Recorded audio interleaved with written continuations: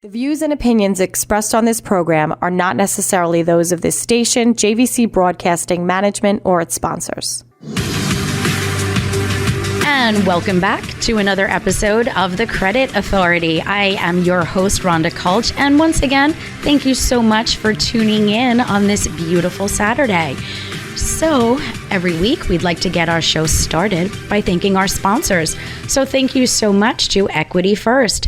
If you are experiencing credit and or financial challenges, feel free to reach out to any one of their trained professionals. They are bilingual, nationwide, and waiting for your call. They could be reached at area code 631-714-4822. And to get this show started, I have brought in a friend of mine, Dana George, who is an amazing loan officer. How are you? I agree about the amazing part. You do, right? Yes, I do. I'm doing very well. How about yourself, Rhonda? Good. You know, what's fun about bringing on people that I've worked with is that we have experience with each other at this point. So it doesn't make these interviews, I think, dry and stale, right? I want to spice it up. I want to see people learn more about you and what you bring to the industry, especially right now. You know, every week we come on, we try to speak to people. And every now and again, somebody tries to make themselves look like a rock star and pretend they're writing all this business. We know it's slow. Mm-hmm. So right now, let's start with a few quick questions. We know you're an originator. Yes. What are you doing differently now than maybe where you were a year ago? Well, you are correct. Things definitely did slow down a little bit. But I believe in, one, you do have to make adjustments to the market, but also be consistent in what you're doing as well. At the end of the day, whether you have 100 buyers or you have one buyer, people still need help. They need the assistance on what you're working on, what you're going to be working on. So, for example, myself, when I first bought a home, I remember the loan officer I was working with, they were like non-existent. It was just sign here, sign here, sign here. And it is a very crazy experience, especially what we had the past couple years. And now that it's slowed down with rates going up, people are a little bit more nervous. So to walk someone into everything that we're working on, from the process of the documents that are needed, and I let the people that I'm working with know that there's going to be a lot of ups and downs. It's not all roses and rainbows. But I think that's what helps like a lot of people a lot, is that they know what is going to be expected and what's going to happen.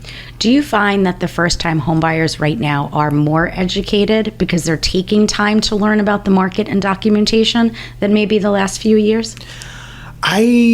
Speaking with people, I wouldn't say that. I think people are just slowing down because of what they see on TV.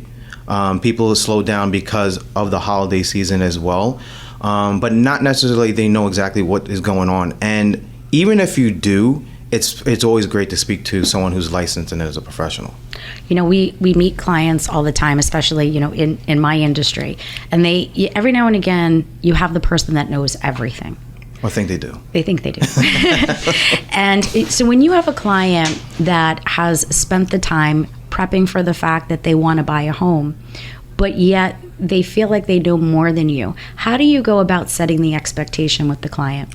Well, like I said before, the expectation is there's still going to be ups and downs. You could have the best credit score. You could have all the money in the world, but something might come up on title. Something might come up where maybe you couldn't reach your buyer's agent, the listing agent. There's always something that's going to come up. There's no perfect scenario. Now, there's scenarios that are a lot easier than others, but there's always going to be a hiccup. And I don't think that's what people are prepared for. They think it's like, well, I did all my research on Google, I watched a couple YouTubes, and now I know everything I'm doing. And I was like, all right, perfect. Let's go take the test, get licensed, and then you can go ahead and do it yourself. I'm only laughing because yesterday I had a conversation with somebody, and, you know, true story, and it happens, and that's why I'm laughing. And, you know, we do corporate accounts, as you're aware, you know, with Equity First. And I was speaking to somebody in the business brokering industry. And of course, it would be very natural for somebody in the business, especially if somebody's taking an MCA loan or they're taking out some sort of a business loan, mm-hmm. There may be a financial and or credit challenge, right? Like, we would agree with that statement. Most people taking money out is because they're taking it while they can, yes. Or because there's a problem. So of course, there's me. I had this introduction and I said, well, let's talk about, you know, different verticals for how your company can make money while providing the best service to your client. And they're like, oh no, we got that covered. We're opening a credit repair division. I'm like, you know what? Good luck with that. You let me know how, I'm going to say there's a company, and I don't care, I'm going to say it out loud. Oh. Go ahead and enjoy your experience with Credit Repair Cloud for $139 a month. Yeah. And think that you're going to be a rock star and understand utilization and trade lines and deletions and legal process. It's like, you go ahead, you have a great experience with that, and let me know how it turns out. And you don't want to ever be like that, but there's those times where you know your value. And value is like the key. A lot of my clients, I wasn't even the first loan officer they spoke with. But when they say that you educated me, you took me through every step of the process, and I feel confident, that's how you know you're going to have a little bit better, smoother process. But there's a lot of people out there, it's borderline churn and burn. Let me just get your social, go from, it doesn't work. Who's next? And I just don't think that's what you should be doing in this industry. Like, everyone should be educated on one of the biggest purchases of their life. They're going to put their spouse in there, raise their kids. Who knows, the kids might grow up, now it'd be their grandparents' house. So it's going to go a long ways to work with someone who's going to hold your hand throughout the whole process.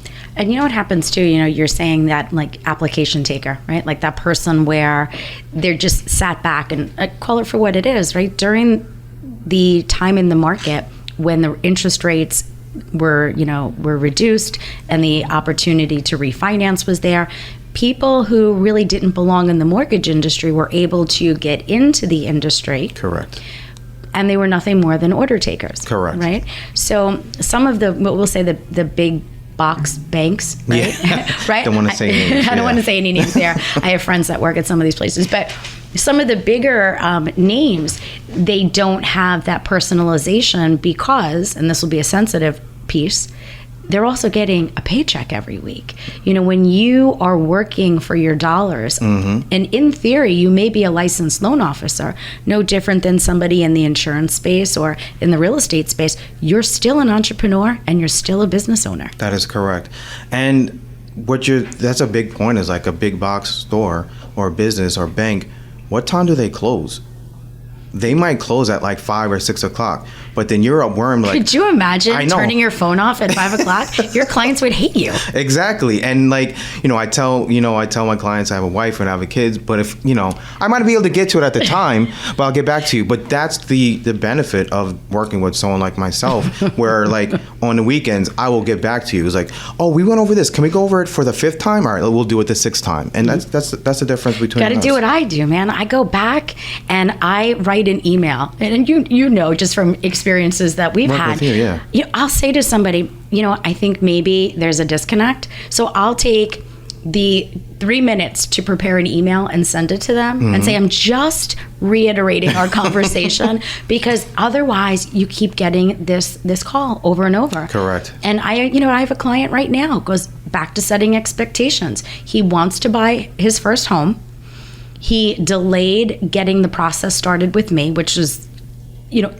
A lot of the cases, number one is your part. Yeah. So, and now he feels as if he calls me directly every day, twice a day, it will happen faster. So now I had to reset the expectation and tell him, well, now you've burned your opportunity. I'm not going to pick you up at all. I was like, there you go. And I don't want to be like that because I enjoy the success that my company creates for people, because it goes back to helping you and helping, others.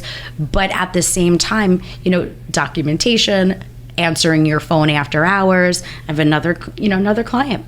Saturday at 8 o'clock, and I'm sure you can understand, you're a family man. Imagine sitting there with your children watching a movie at 8 o'clock at night and your cell phone goes off and it's a client. You have to think twice about, do you want to read it and then emotionally disconnect from your family time? Yeah, exactly. To go take that client call. And it's funny, those client calls would be crazy, but with the 3 kids, that client call might be a little bit calmer than what's going on at the house.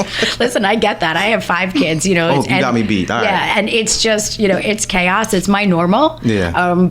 And I work well in organized chaos. But at the end of the day, we're all here to serve, to serve people. So if somebody was interested in purchasing or refinancing right now, what do you think your number one tip would be? Planning, proper planning. A lot of people think that this weekend I'm going to go buy a house.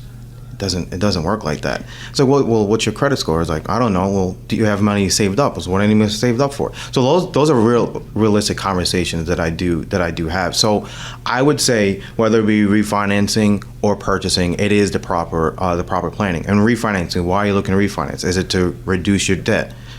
Is it just to go on vacation? I don't know if that's something you want to do, or is it for like really an investment? And like another thing as well is like when you do own a home and you're looking to refi, you're not even guaranteed to refi. And that's something that a lot of people don't realize. So do you want to use your home as a financial tool? And that's another thing that people should look into as well, is because there's clients that I have right now, they can't even refi because they didn't properly plan. I love it. Once again, we are in studio today with Dana George, licensed loan originator. And if they want to reach you, how can they contact you? 516-595-7640 or MrDanaGeorge@gmail.com. I love it. Until next time, stay tuned. We're bringing on our next guest.